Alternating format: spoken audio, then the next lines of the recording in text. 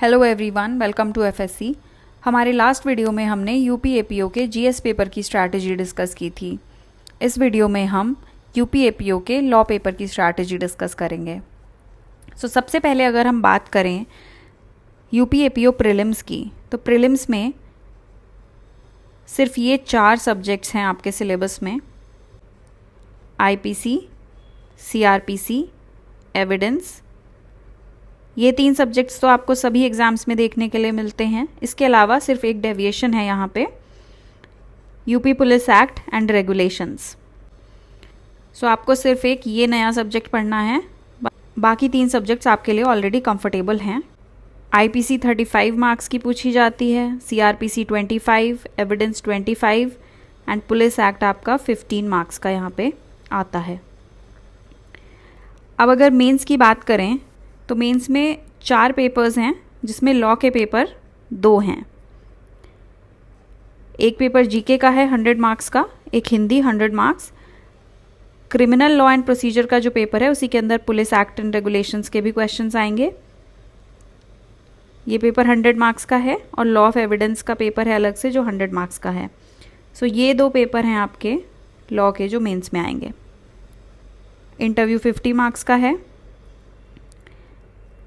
अब सबसे इम्पॉर्टेंट बात, अगर हम प्रीलिम्स की बात करें तो किस तरीके के क्वेश्चंस एग्ज़ाम में पूछे जाते हैं, उन क्वेश्चंस का नेचर क्या है।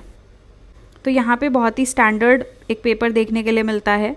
काफ़ी डायरेक्ट सेक्शन बेस्ड और रिकॉल बेस्ड क्वेश्चंस होते हैं। कोई बहुत इन डेप्थ एनालिसिस या फिर एनालिटिकल क्वेश्चंस यहाँ पे नहीं पूछे जाते हैं। यहाँ पे जो नेचर ऑफ क्वेश्चंस है वो काफ़ी मिलता जुलता है जो यूपी जुडिशरी के प्रीलिम्स में जिस तरीके के क्वेश्चंस पूछे जाते हैं, लगभग वही स्टैंडर्ड के क्वेश्चन यहाँ पे पूछे जाते हैं। और अगर आप 2022 का पेपर देखें तो काफ़ी सिमिलर है। दोनों पेपर मोस्टली इंडेक्स बेस्ड और डायरेक्ट हैं। ऐसे पेपर के लिए आपको किन चीज़ों पे फोकस करने की ज़रूरत है? बेयर एक्ट आपने पढ़ा हुआ होता है, कॉन्सेप्ट्स आपके क्लियर हैं। आपको करना क्या है, जब आप इस एग्ज़ाम के लिए पढ़ेंगे तो आपको इंडेक्स पे बहुत ध्यान देना है और इलस्ट्रेशंस पे बहुत ध्यान देना है, क्योंकि इन दोनों से बहुत क्वेश्चंस पूछे गए हैं।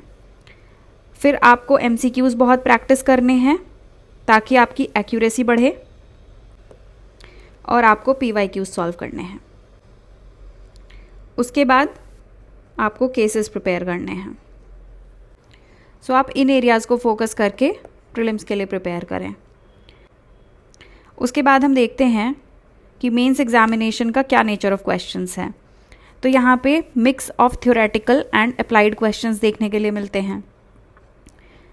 थ्योरी बेस्ड क्वेश्चंस तो सभी कर लेते हैं। इम्पॉर्टेंट है यहाँ पे ये एप्लीकेशन बेस्ड क्वेश्चंस, क्योंकि ये सबका स्ट्रॉन्ग एरिया नहीं होता है। तो यहाँ पे आप एक एज ले सकते हैं। अगर आप अपने इस एरिया को स्ट्रॉन्ग कर लें तो आपके चांसेस काफ़ी ब्राइट हो जाते हैं। मेंस के लिए आपको क्या फोकस करने की ज़रूरत है?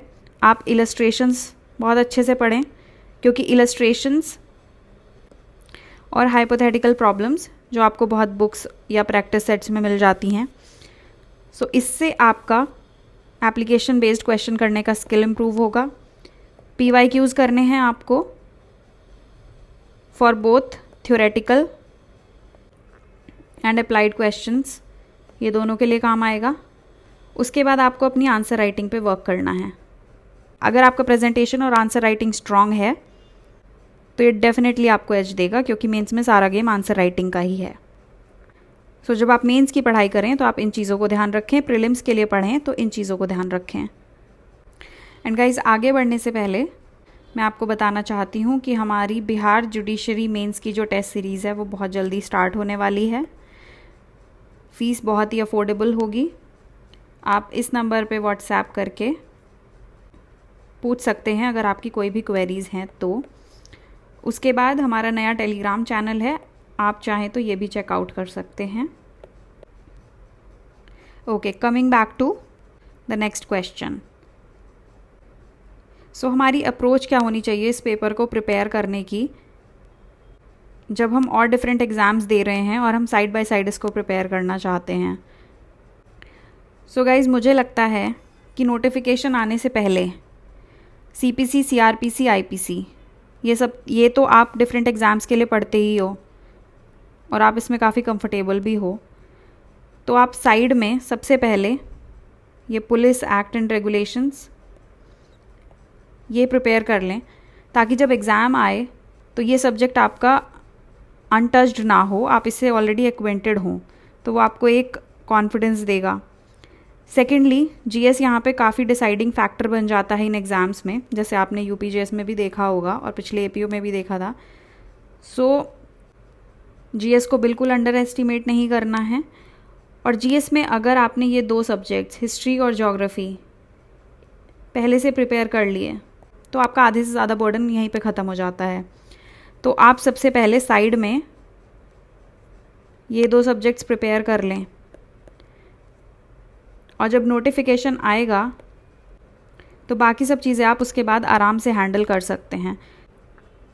और फिर से मैं आपको बता देती हूँ कि हमारी test series Bihar judiciary mains के लिए स्टार्ट हो रही है। इस नंबर पे आप कांटेक्ट कर सकते हैं अगर आपकी कोई भी क्वेरीज़ हैं। टेलीग्राम चैनल है हमारा फीड स्टडी सर्कल जुडिशरी, आप चाहें तो इसे भी चेकआउट कर सकते हैं। एंड आई होप ये वीडियो आपके लिए हेल्पफुल रहा होगा। Thank you so much.